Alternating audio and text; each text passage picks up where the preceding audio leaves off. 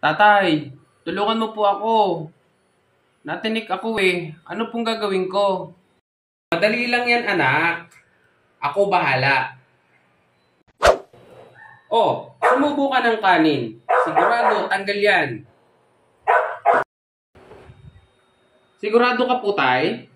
Magtiwala ka, anak.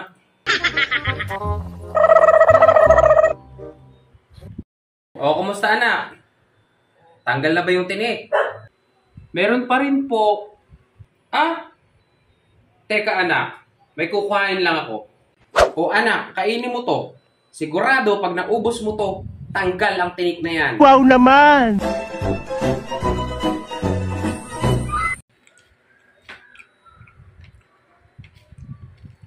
O tayo, ubos ko na. O anak, meron pa bang tinik?